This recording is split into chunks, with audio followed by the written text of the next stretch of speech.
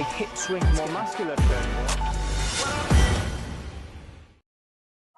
And good evening, everyone. Welcome back to Europe is Coming podcast. And good morning if you are listening to us tomorrow. We are live on YouTube. So if you want, we go live every 6 p.m. UK time, 7 p.m. Spanish time on YouTube, on the channel. The link is in the description. So if you want to come join us on a Monday evening live, and you can comment along and get involved in the chat, then please do. But if you're listening to us on your usual podcast feed, then good to. Well, thank you very much again for listening. I'm joined as ever by John. How are you, John? Have you had a good week? I'm good. I was very impressed by our new intro. Yeah, that seemed very, very seamless, very professional. yeah. Well, we've got Maria. Thank for that. Looks great. So thank you very much to her for providing that. And we're adding bits and pieces every week to the podcast to kind of enrich it. So yeah, it's very cool. But yeah, I had a good week. I was actually away. Jack and I went away to France. I have a passion outside of fitness, which is still kind of related to fitness. But I love like backcountry split boarding, and so we're in France doing that, and it was a pretty amazing week. Like, had great weather and there was big snowfall, so it was nice to be up in the mountains trying to chase Jacqueline around. Yeah, nice. Yeah, I'm a big fan of winter sports as well. I grew up playing ice hockey and snowboard and stuff like that. So very jealous. I love being in the mountains. It's I don't know, very serene. So I'm glad you had a good time. What about on the CrossFit and fitness front? Obviously, we have started the Open now. So have you been keeping track of things over the course of the week? Yeah, I mean it's obviously like 2 weeks because we had the episode with Dan go live last week, and it's been a big 2 weeks in the fitness world, I think. I mean, I feel like there's a lot of stuff happening. As you say, the Open is here. We'll probably know more or less the exact number by the end of the evening, and the first Open workout got announced. It did indeed. Before we move on to the Open, just wanted to quickly touch back on the interview with Dan. If you haven't listened to that, we interviewed Dan, one of the co-founders of Whatever It Takes Wit, which is a premium retail store, then moved into clothing and a gym experience. So if you haven't listened to that, definitely go back and listen to the episode. Did you have any key takeaways, John, from that episode?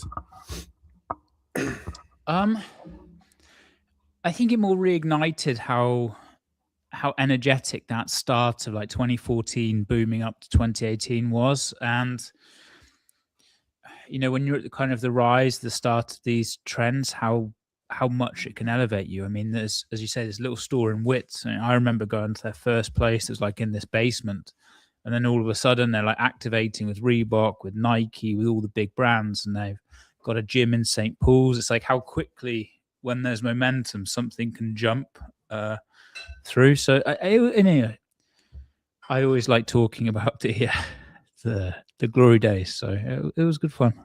Yeah, definitely. And just to kind of echo that, Dan's story himself also kind of sort of mirrored that as well. Just kind of like many people we speak to and many people we know within the scene, starting CrossFit, no one really knows what it is. You kind of get pulled into a gym by one of your friends, you do this thing, and then all of a sudden, you know, you're creating a massive retail brand within the space, and then apparel, and like you say, doing all these activations. It's such a cool time in the sport. But I just thought I'd reference that. So if you haven't listened to that, please do go back and listen to that episode. If you're like us and like hearing from people behind the scenes and founder stories, it was a good one.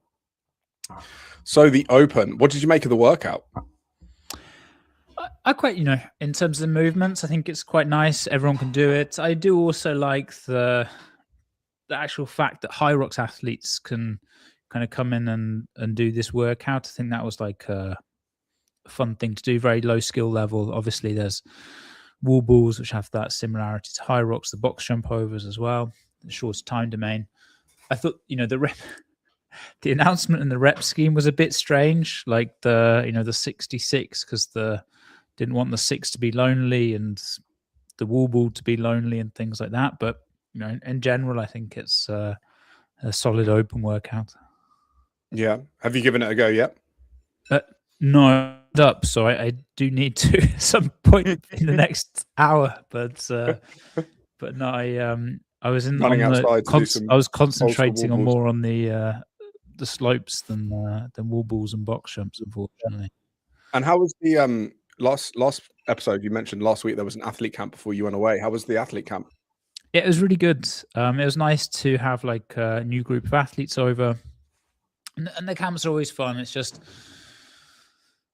to see a little bit where everyone's at outside of the competition. I think I mentioned that there's, obviously like a great reference point is competing, especially in CrossFit, because well, this is an interesting thing, but there's no real like kind of tests that we have that are always repeated. So it's hard to know where your level is. If you're a runner, you can go out, well, I hit these splits, I know that I'm going to be able to do this at the competition. Whereas in CrossFit, because of the constantly varied nature of it, it's a bit harder to know where you're at with some things. And so throwing down in this environment pre-season pre-competition is a nice thing to do. And it was a good group. Everyone there was like at this kind of hungry to get to games level, that semi-final level, wanting to push up and jump to the next stage. And so it's always like a fun group of athletes to work with. They really want to push it, and there's quite a kind of nice vibe of everyone kind of pushing each other, I guess. Yeah, there's a little bit of the naivety, or not naivety, but I kind of know what you mean. I don't mean to laugh. I kind of know what you mean when you kind of don't know how bad something's going to hurt, but you have the capability to push yourself into like really gnarly levels. Yeah, and also because there's this kind of like they've not been to the games yet. I mean, Ella had been, but none of the other athletes, and so there's this. They're still very passionate about it in a different way. Like when athletes have been to the games, they still want to go there. They want to go back. They want to do well. But it's like a different energy around it and towards it. More like a job almost in that sense. Do you think they shift from like it's like, oh, this aspirational thing to more, oh, I'm going to work now, and it's like a thing that I do, and it becomes part of their identity? Yeah, I think there's something about the level of excitement, maybe, like there's making it to the games the first time is such a big deal for a lot of athletes. So they've dreamt about it, having this conversation as well. They'll sacrifice a lot of things. They'll sacrifice earnings, they'll sacrifice work, career, all these things to make it to the games. And so working with a group of athletes who are very driven, it's almost like working with students as opposed to working with the teachers in some ways, in like a strange analogy. But yeah, this that level of excitement's nice to be around. Yeah, awesome. And have you spoken to any of the athletes about the open workout, like how they've done, what their thoughts are on it? Yeah, we have a few. Like, I think it's, in terms of workouts, it's pretty straightforward. A lot of athletes will probably know how it's going to feel, how it's going to do. The fact that you have we had like 3 epic athletes going through, so you more or less know the time domain that you're going to be in and what you need to do in order to get a good score. So I think a lot of experienced athletes probably know how this one's going to feel and play out. Yeah, for sure. And just in case anyone hasn't seen the workout, I'm sure everyone has, I'll pull it up.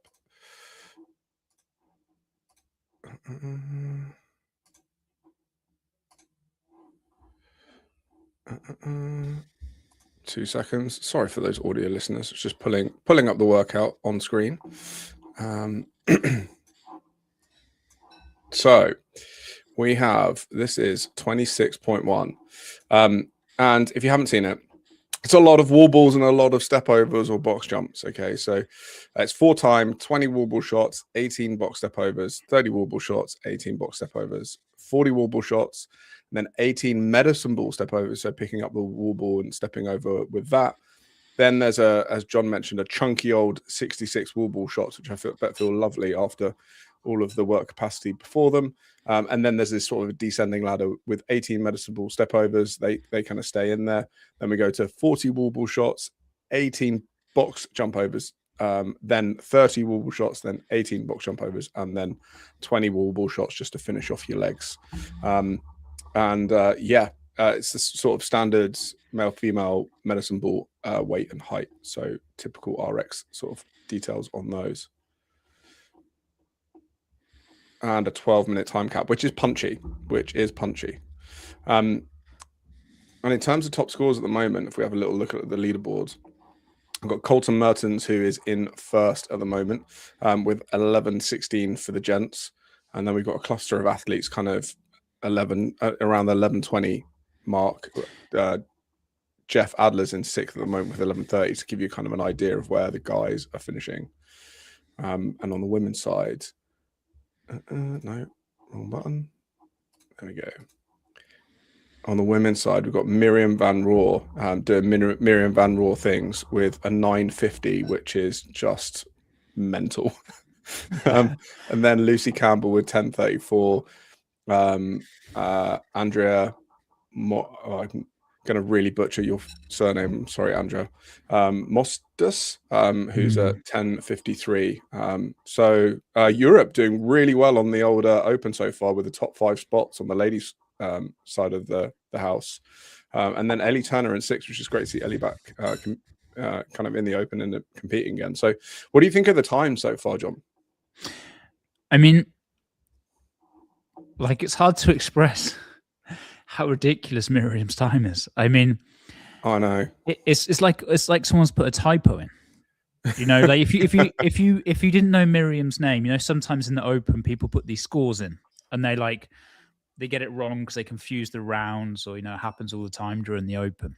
And then CrossFit go through and gradually you find that first place. If you didn't know Miriam's name, you're like, okay, this person's like putting their tie break time or something as the actual time, because it is so ridiculous. I mean, and then you look behind and you go, okay, Lucy also has an epic time, but it's still like 45 seconds, 44 seconds off. And it's just phenomenal. Like how, like the rep speed that you need to achieve, you know, you're not just doing wall balls at that point. You're like speeding the reps up. It's just incredible. It's sub 3 seconds a rep. So it's like around 2 seconds a rep, I think. I didn't do the full maths, but it's sub 3 seconds a rep, which is insane. And so on the female side, I mean, I don't think anyone's taking that. Colton it's an interesting stat that I've always kind of liked, and Fraser is the only other person to win an Open workout from the announcement. And yeah, was that the one him and Rich Froning did? Oh no, that was him and Tia, didn't they? Him and Tia, exactly. I think they did it as a Wodapalooza live. Yeah, I think they both won that workout, actually. I think, if I might be wrong. I'm not sure on Tia, but I know that Matt did. And so if Colton would to replicate that, I mean, it's just super impressive. Yeah. But I think it's going to be, you know, Miriam. I'm like, okay, well, I don't know. I mean, I just blown away if anyone comes anywhere close to that. But sub 10 is just unruly. I mean, like, I was thinking, I wonder if any of the guys are going to get sub 11 on this. Yeah, because the thing is, girls will go quicker than guys just because of the height difference on the wall ball and the box. Like, it's just physically impossible for guys to move just as quick.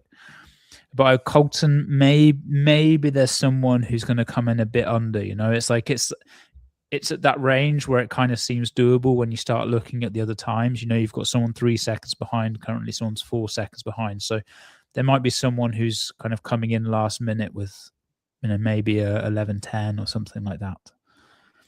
But we have to wait and see if he can also achieve the. Actually, I got a message. Tia did not win the workout, so Fraser is the only person to hold that title.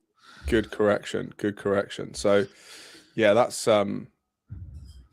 that'd be very cool to see someone else manage to do that.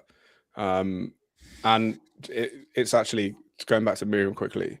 You mentioned that we kind of talked about her on the podcast previously because of one of the announcements, and you were saying that from a squatting perspective, she's pretty class of her own. So it's not surprising that this workout is her wheelhouse, and she won the Open last year as well. So she's having another go at it. I think she's won it 2 years now. So I don't know if anyone's won. This is another stat that we need to fact check, actually. If anyone's won the Open 3, like, what's the most consecutive wins of the Open? Because Miriam might be on title for taking that as well. Yeah, that's really cool.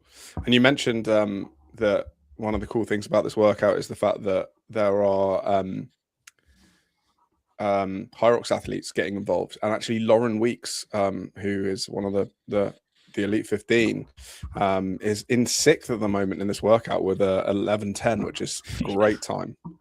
Great time. Yeah, it's impressive. I mean, I think if there was an open workout that, then maybe like a rowing and wall balls as well, or we've seen that in the past, but anything that takes away the high skill or high weight, then obviously the Hyrox athletes come in, and Lauren's also been to regionals and had that experience.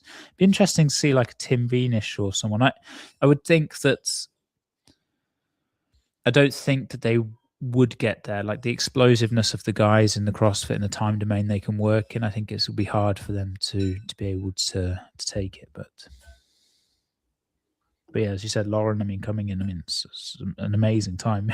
Miriam's time just makes everyone else look bad, It's just mental. It's really hard to put into words, and this is the classic thing of the Open, I think, where you watch the Open announcement, you're like, oh, that doesn't seem that bad.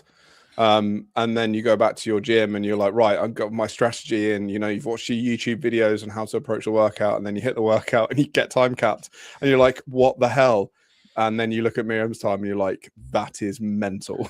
It's crazy. Yeah. Puts it in perspective. Yes, it's amazingly impressive. I think it's like some of her feats as well. I think she's done like 1,000 wall balls for time, and all this other crazy feats. But yeah, I mean, it's also going to be interesting to see her then next week. Actually, see what the workout is, and to see how they throw down. Obviously, her and Lucy in 1 and 2 right now. I don't know if Amy's put her score in actually. I haven't seen it. I was just about to scroll down and see if there's anyone. Because I think there's some fairly well-known names still yet to upload their scores. So yeah, I think we might. I mean, I don't think anyone's beating Miriam's time. I'd be really, really impressed and astounded if anyone's beating that. But maybe on the guy side, I think that there could be a bit of a shake-up in terms of top spots. So yeah, so Amy's still yet to put the score in.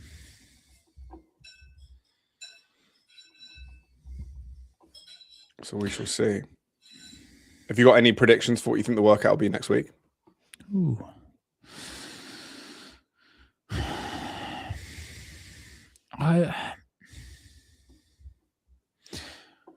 These open workouts are hard to predict. I'm gonna predict that it goes in some gymnastic style, like maybe progressive gymnastics, from say toes to bar to something harder like ring muscle ups at the end or something like that.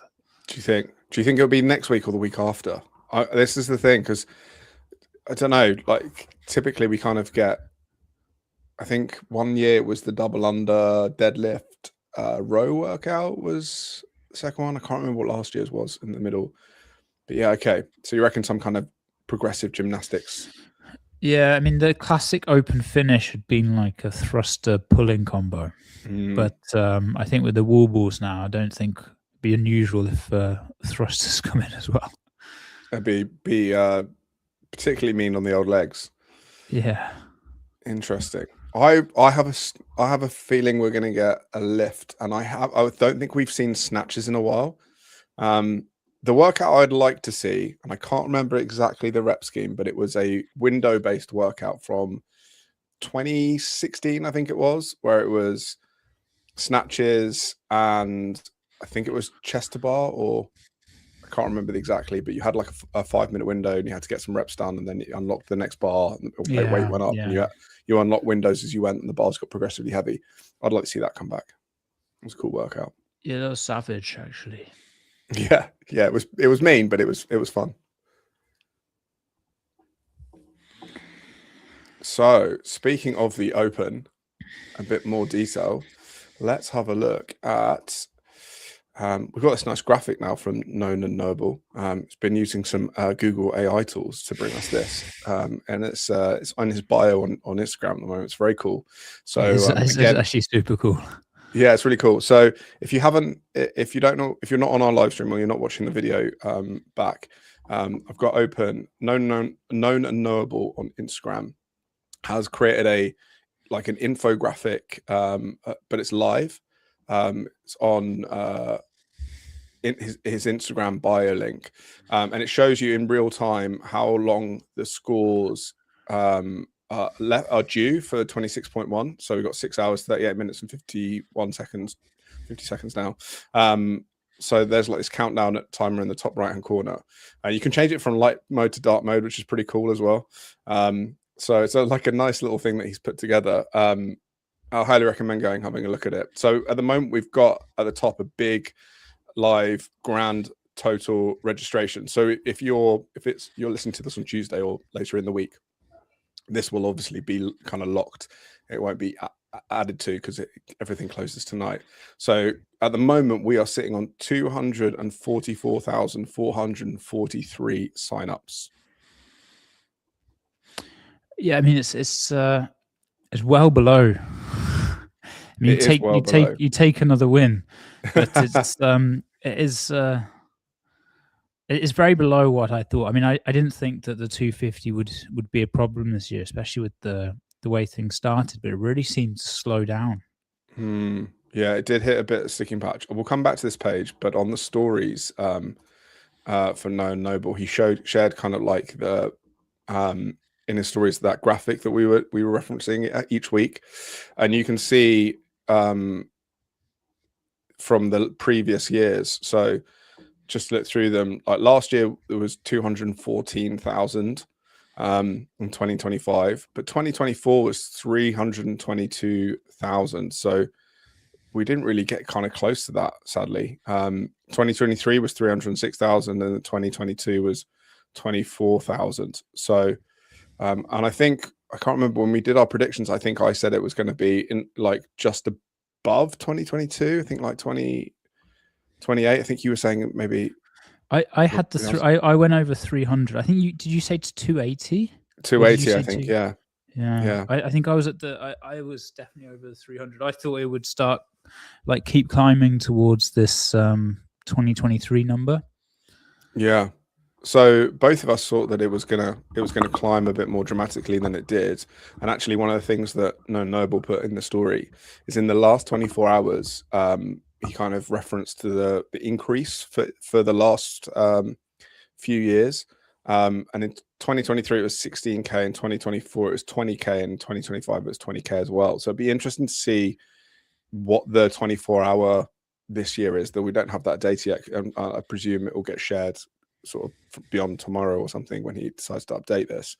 We'll probably see like what the 24 hours is, but it's interesting. It'd be interesting to see if that also we didn't get a kick there, and that the workout in the 24 hours didn't kind of get because normally traditionally what happens if you're not aware that the final 24 hours everyone starts getting their FOMO about, oh no, I want to do the workout, it looks really fun, all my mates are doing the workout, I'm going to get involved. In the last 24 hours you get a massive kick of people wanting to sign up. So it'd be interesting to see what happens this year.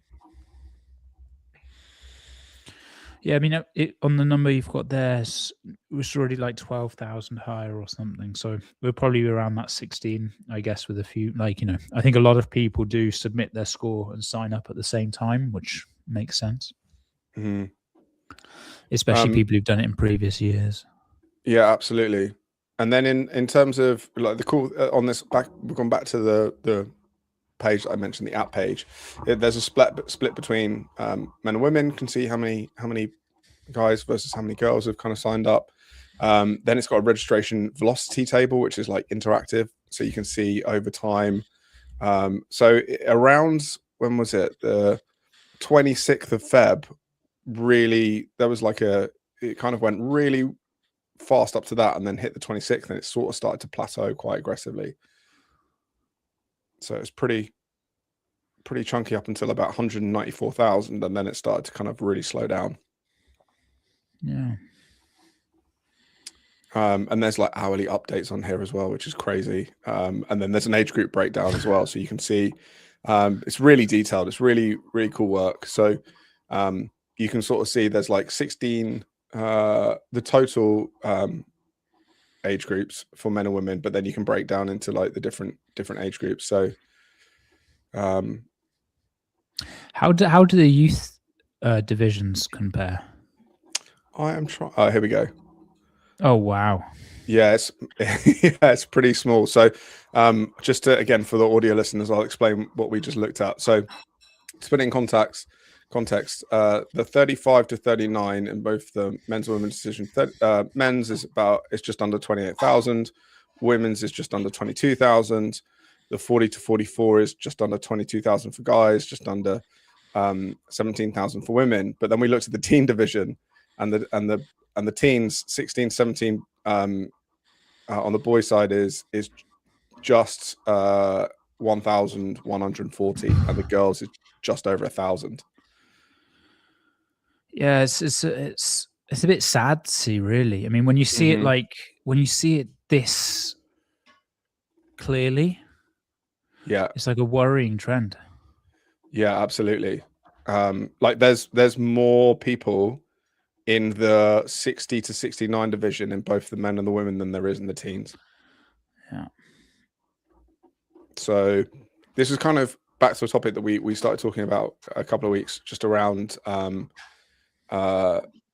of aging out population. So the kind of theory is that CrossFitters have kind of been aging with the people who got into it, like when we did, have kind of been aging with it, and we haven't really been attracting younger people. And this is sort of, it's not complete because obviously this is only people signing up to the Open, but it is a bit of a clear indicator that potentially is happening.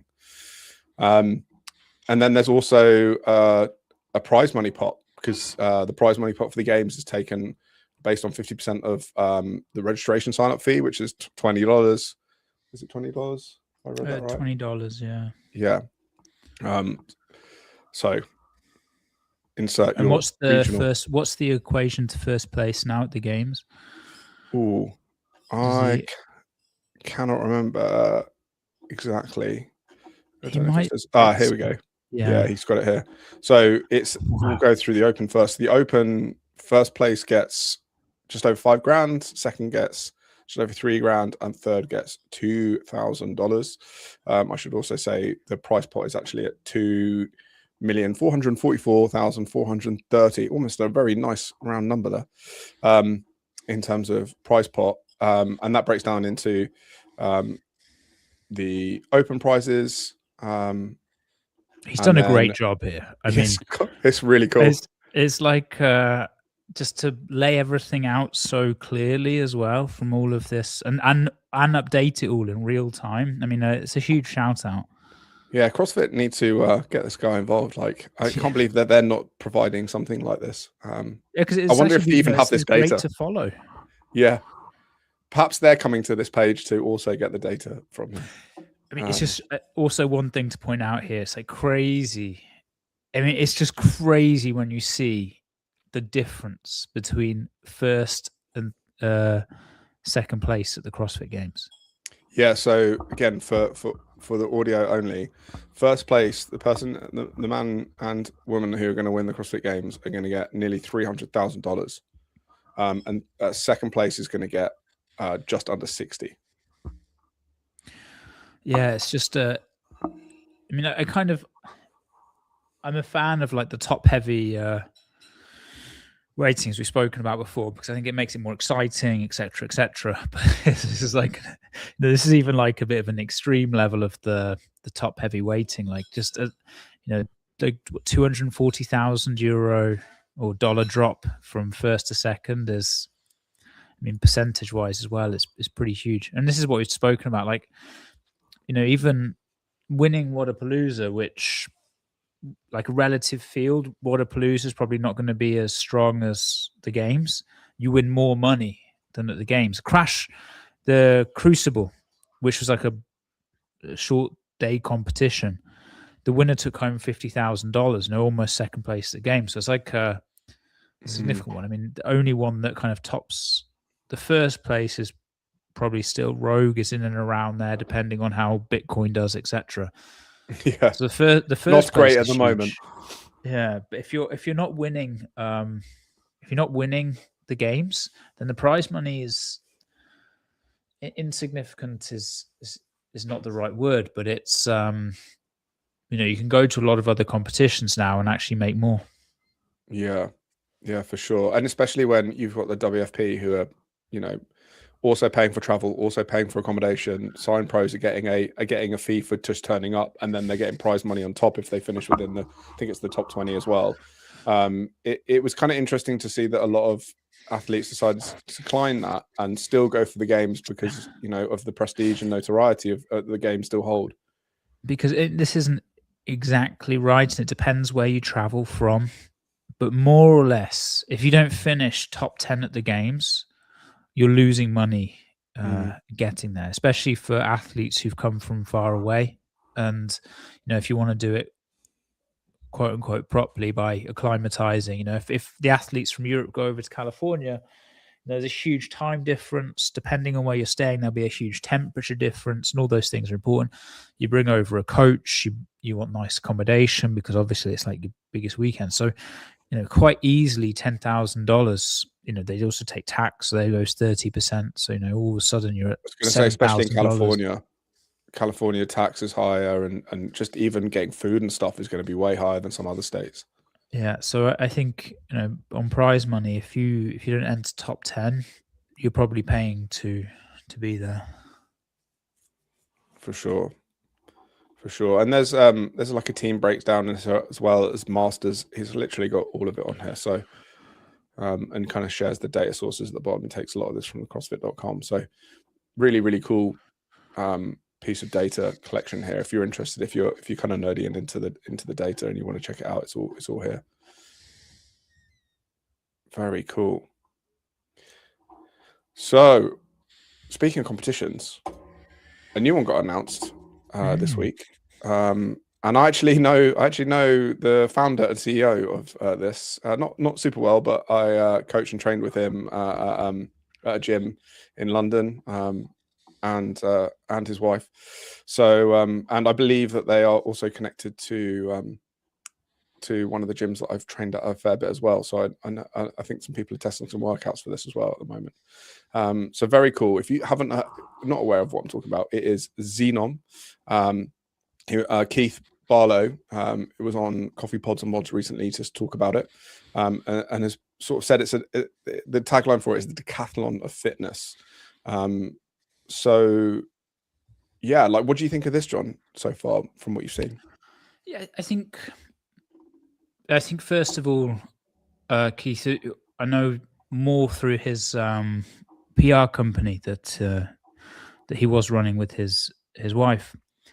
I think he did a really good job of, you know, not doing it independently, in the sense that they've kind of partnered with CrossFit. They've spoken with Hyrox about it. I mean, obviously Keith has been involved in the Hyrox world, and so I think it was just the right starting point.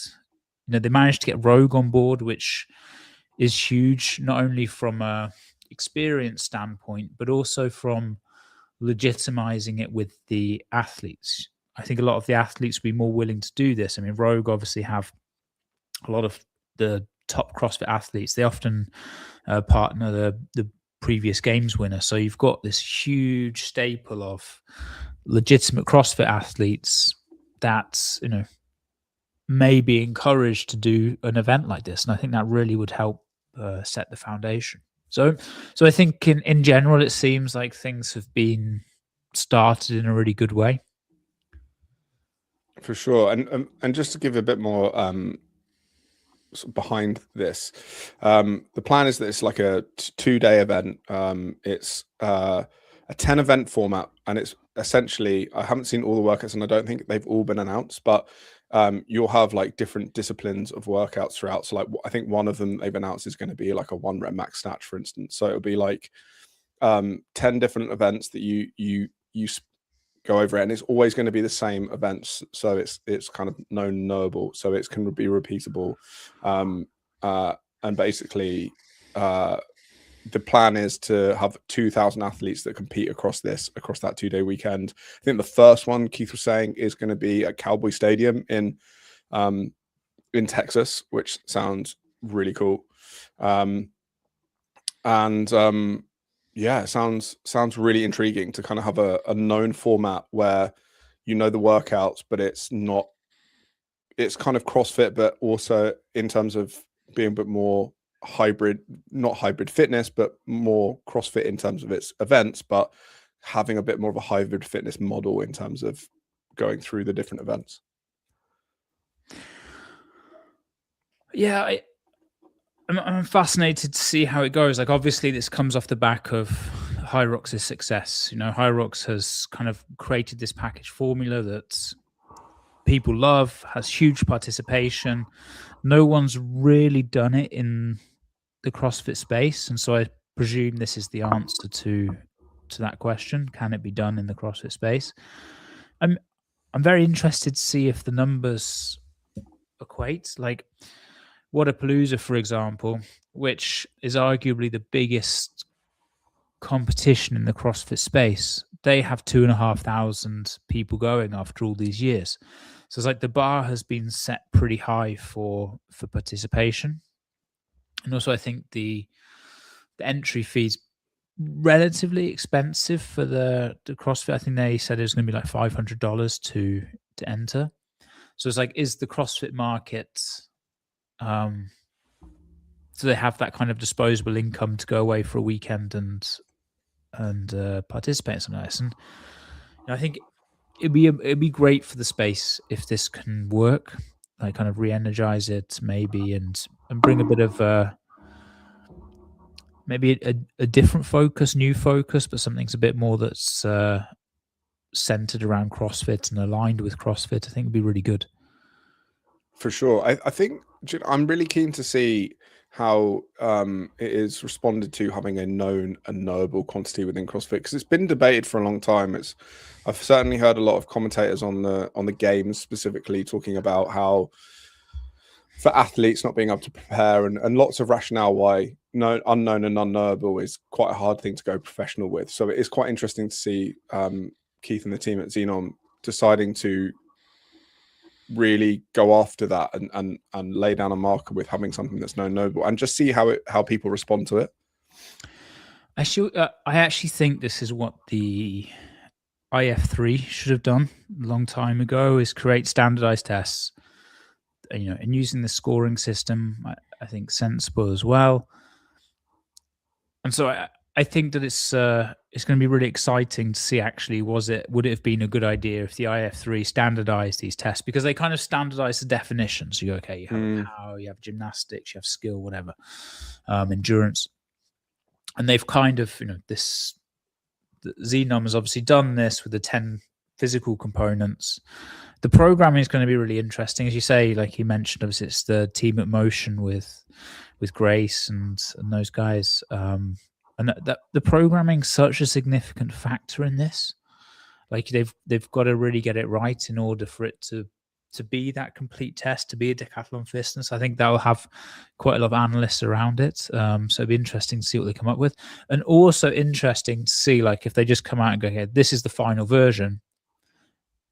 Or is it like, hey, this is our initial version and we'll see how this develops? Because also when you put on a mass event, you don't quite know how it's gonna play out.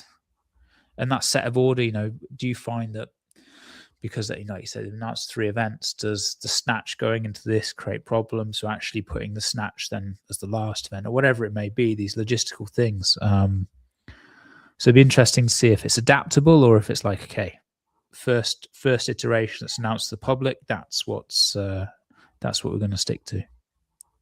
Yeah, and they've announced some that there's going to be 3 groupings for this. So there's Elite, then there's RX, and then there's I've forgotten what the base one was. Sorry, team, off the top of my head. I don't know if it's listed here. But essentially I can't remember what the entry level naming was. Apologies. My brain's not working now. It's Monday evening. But yeah, so there'll be opportunities for all levels of athletes to kind of get involved and compete in this. And hopefully, with the Elite being there, that it will feel a bit festival vibe. Like we've talked about how one of the things that Hyrox does quite well with the Elite 15 events. I'm also really interested to see, because CrossFit's always talked about the 10 physical components, something that CrossFit brought to the world. But some of the physical components in terms of, for general physical preparedness, for general health and fitness, 100%. But testing them in a fitness environment can look a bit strange, and we've seen that with like the ball toss at the games. So, it's just like it was something that never got repeated because it did look a bit weird. So it's like, are these tests? Are you just calling it 10 physical components, but actually the tests are just more similar to CrossFit, or is there a genuine balance? Are people going to have to stand on one leg and like do some balance thing, or is it just going to be called balance because it fits in the components? Like, which angle are they going to take it from? And I think that would be really interesting to see as well. Obviously, the snatch we've got, you go, okay, well, that's that fits there, and they've kind of released this endurance test, so you're ticking off the ones that are, I would say like easier to fit in within the categories. But there are some of these categories that I don't think are very easy to program in a competition setting and have it look like we're used to seeing in the CrossFit Games. Stuff like balance and agility and those sorts of things. Yeah. The 10 physical components. You've got cardiovascular, respiratory endurance. So like classic endurance, you've got stamina, strength, flexibility, power, speed, coordination, agility, balance, and accuracy.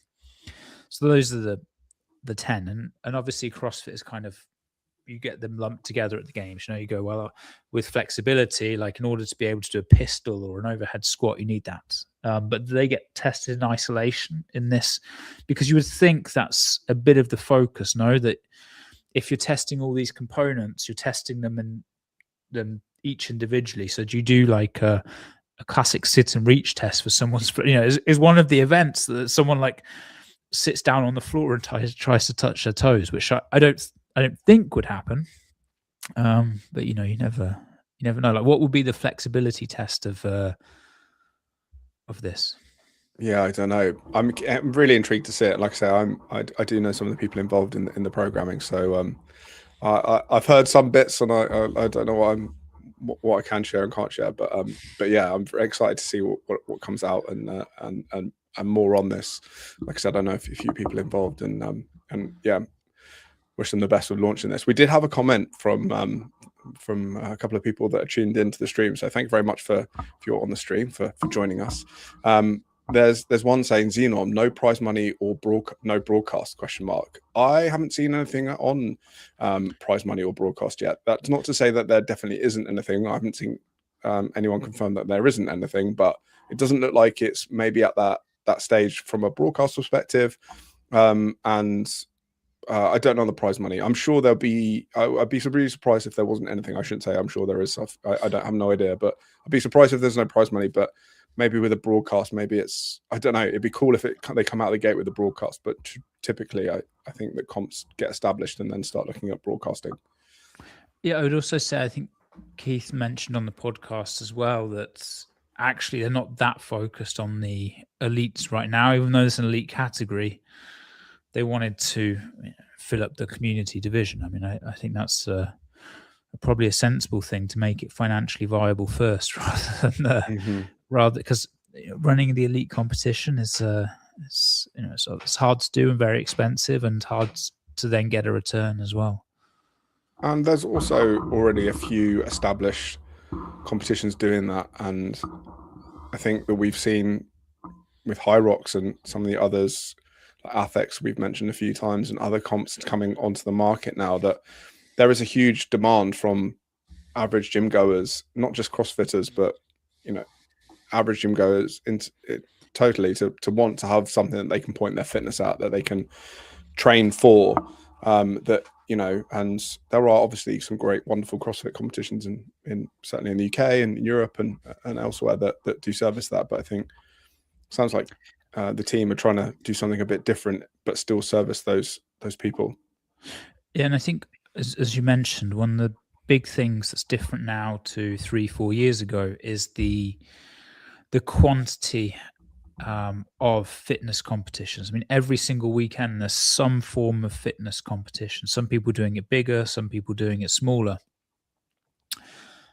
And so I think if you want to establish stuff, the games has done this. The games has established itself as like this ultimate test that athletes want to go to, as we spoke about. They'll sacrifice money, etc., to get there. And I think that, and this is already happening in Hyrox now with the Elite 15. Like if you speak to those Elite 15 athletes, they've got a very similar mindset to the CrossFit athletes who want to get to the games. And I think that this, if this new sport comes in, it has to achieve that same level of people see it as like the legitimate test that they have to go and do. Like, why would I go to this test over going to a local competition or whatever it may be? And I think that like is an important thing that they'll need to answer. Yeah, but very cool. So if you want to find out more detail, as opposed to just from us, there is 2 articles on Barbell Spin around this, and Coffee Pods and Mods podcast interviewing Keith directly, who is heading up this new competition. It's spelled ZENOM, but pronounced Xenom. And yeah, it looks really exciting. So good luck to the team. And we're going to be, I'm sure we'll be talking about it again on the podcast in the coming weeks. Yeah, especially seeing the first. They've announced 2 dates. Like say, one's going to be in London as well. I think already one conflicts with the WFP tour in Indianapolis, one of the dates. But it's going to be. I'm really interested to see the workouts come out and see the first few events go down and the feedback from the athletes. No doubt, with the people that are behind it, it's going to be a pretty epic event for the participants that do go. Absolutely. You mentioned WFP in between our last record and recording now, and due to some of the geopolitical stuff going on in the world right now, Tour Stop 1 has been moved to London. So good news for the Brits. We get another in-person competition. Bad news, unfortunately, for Mexico, losing out there. Sounds like there's a lot going on there. But what do you make of having it in London? Printworks, I don't know if you've been, but it's a very cool venue. So it'd be interesting to see how the comp there. Well, I wonder why I went to Printworks. I can't remember now. Drum Sheds. I think it's at Drum Sheds, which is the new Printworks. That's okay. Me getting mixed up. Yeah. So yeah, I think it's at Drum Sheds, which is a very cool venue. It's an old IKEA basically that they gutted out and turned into like a dance music sort of venue. So I'll be really interested to see what the comp is like there. I think it's based on what we know, it was probably a sensible choice from the start to go with somewhere in Europe, and London's obviously a great choice. I mean, I think the only reason London wouldn't be chosen would be the cost of the venues, because it's obviously an expensive city. But yeah, London, Europe, it probably always should have been the choice until more momentum has been driven, and then take it kind of further afield. The Europeans are hungry for big level competitions. But at the same time, the cost of travel or trying to get to somewhere like Mexico is just an obstacle that people probably wouldn't take. So, I think it's great news for the European competitions, European athletes, and as you said, not the best news for Latin America. But the same thing, as we mentioned as well, the fact that it was on the same weekend as Copa Sur, it meant that a lot of the athletes would have had that big event on that same weekend anyway. Yeah, so we'll keep an eye on that. Well, I'm sure we'll bring it up again as we get closer to May, and we start seeing how open and quarterfinals and semi-finals start shaking out. So I think it's going to get quite busy on the CrossFit side of things. I mean, it felt like during December and January we were sort of, there were bits to talk about, but now it feels like every day there's a brand new piece of news or something else going on. Do you want to take another one of our bets? Sure. What are we going for? Does Colton stay number 1 in the next 6 hours? Ooh, no, I don't reckon he will. I reckon someone will beat him. What do you think Colton, the top time will be for the guys? I have a feeling someone's going to get close to 11 minutes, maybe sub 11, just. Okay. But I don't know. I might be wrong. Okay, well, I mean, just for the entertainment's sake, I'll then go. I'll say Colton. Colton takes the win. Yeah, He nice. manages to match Froning in his achievement. That'd be very cool. Very cool. Okay. Is there anything else you want to discuss before we wrap up, John? No, I think like you said, there's It's going to be a busy year. I mean, Athex, Hyrox, Xenom, CrossFit, WFP. I mean, it's a great with all the stuff that's happening. It's just great for the athletes because all of a sudden the athletes have multiple earning opportunities.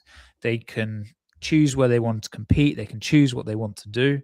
So I think from one like demographic of the training world that is benefiting right now are the athletes. So I think that's really positive for them because there's a lot more earning opportunities, etc.